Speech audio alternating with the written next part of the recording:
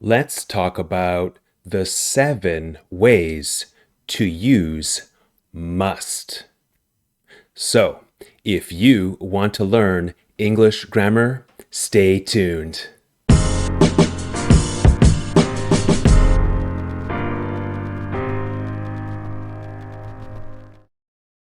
Hi guys, just a short interruption. Please take a second and subscribe to my channel. I would really appreciate it. Okay, thanks so much. Back to the video. All right, 7 ways to use must. Let's get started. Must is a modal verb that is used in 7 main ways. Number 1, to express strong obligation or necessity. Number 2, to give orders or commands. Number 3, to make suggestions or recommendations. Number 4, to give advice. Number 5, to make deductions or guesses. Number 6, to express intention. And number 7, to express prohibition. Okay, let's begin by talking about each one separately and in more detail. Number 1, obligation or necessity. An obligation is a duty or a responsibility to do something. Okay, let's think of a situation. A mother says to her son, a child, "You must wash your hands before you have dinner." Maybe your mother said this to you. I know my mother did to me. So this is a rule or an obligation. It is necessary to do this. A boss says to his worker, "You must finish your report by the end of the day." This is an obligation. It is the worker's duty or responsibility to finish the report at a certain time. Understand? A necessity is something is necessary because of a rule or a law. This means you need to do something. For example, the train captain makes an announcement on the intercom or the radio. All passengers must present their tickets to security before departure. Thank you. This is a rule or policy that the train company has. Okay, number 2, to give orders or commands. Orders and commands, they are telling someone what to do. For example, the principal tells a misbehaving student. Misbehaving means not acting properly, doing things against the rules in class. You must listen to your teacher in class. This is a command. The principal is telling the student what to do. Orders and commands usually express obligations or rules. You must wash your hands before you have dinner. This is a command that the mother gives to express an obligation. the command expresses the obligation. Wash your hands is a command, and you must, this is the obligation part. So here we have the obligation plus the command. You must wash your hands. Number 3, to make suggestions or recommendations. Suggestions or recommendations are ideas to be considered. This means you give someone a proposal or a proposition, something you think is good. However, unlike the modal verb should, must is a strong suggestion or recommendation. It is more emphasis. It's stronger. For example, think of this situation. You really enjoyed a new restaurant and you want to tell your friend to try it.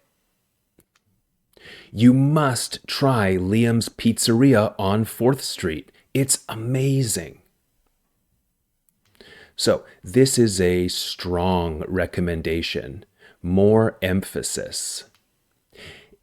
You should try Liam's Pizzeria on 4th Street. It's amazing. This is a recommendation, but it's less strong. It's weaker. Okay? So if you use must, this means you really, really, really like the restaurant. If you say should, maybe the restaurant is good, but not great. Number 4, to give advice.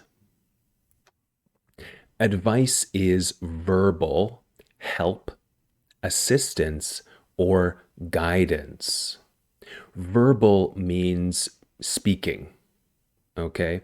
So it's not physical help. It's only words. However, unlike should, must is used to give strong advice. Your friend has a bad habit, smoking.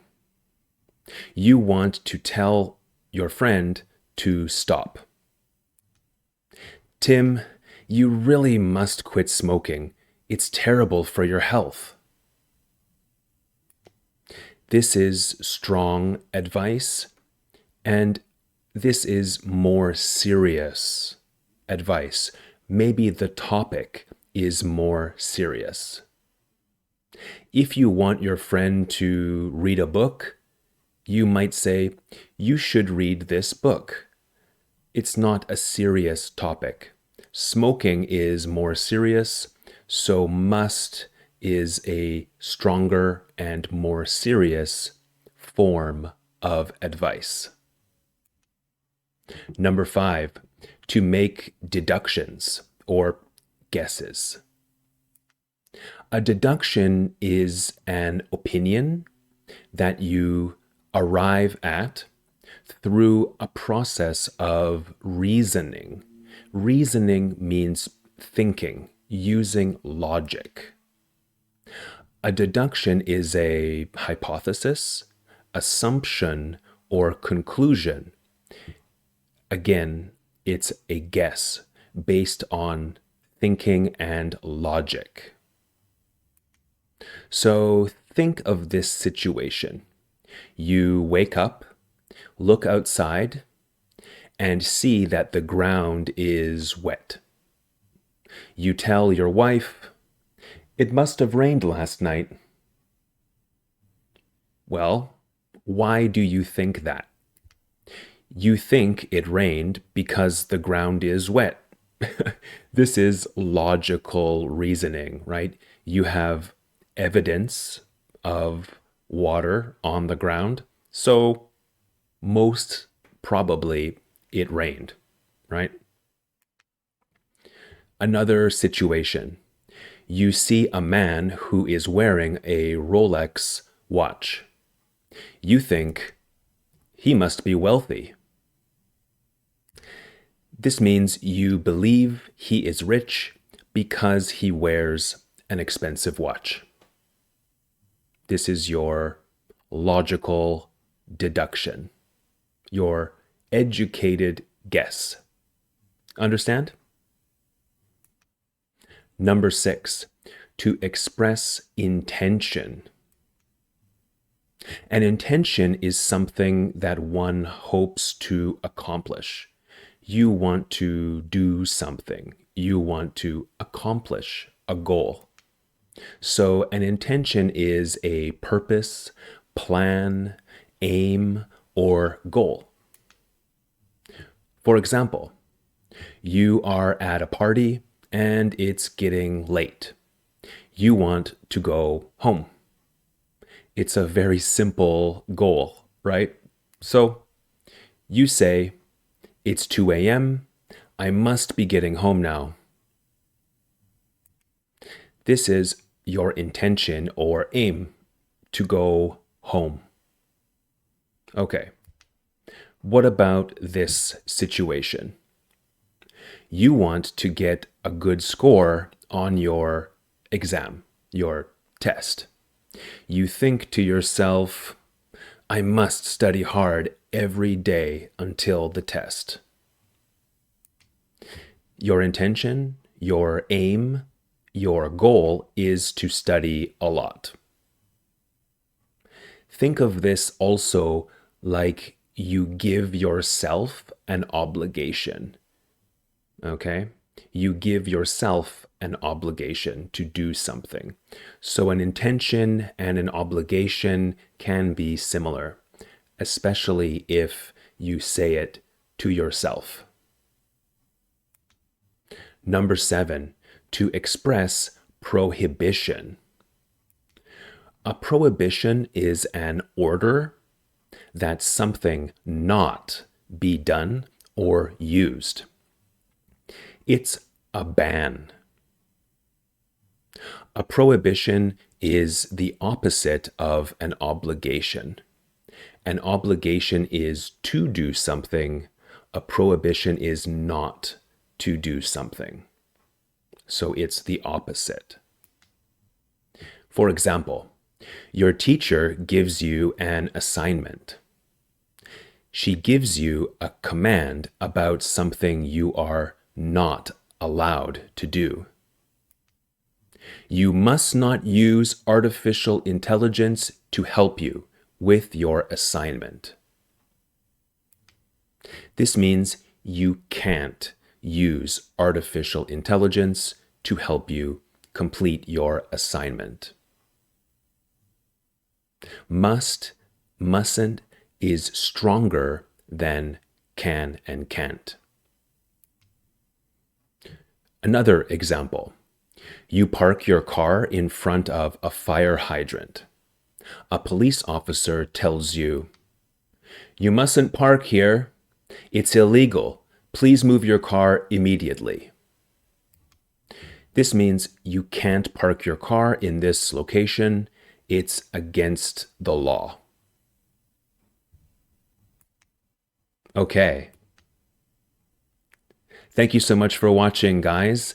Like this video if you learned something, and since you have made it this far to the end of the video, you might as well subscribe. I would appreciate it. Also, hit that bell button so YouTube tells you whenever I publish future videos. My name is Liam, and this is Grammar Simple, the channel that makes English grammar simple. I will see you in a future video. Bye for now.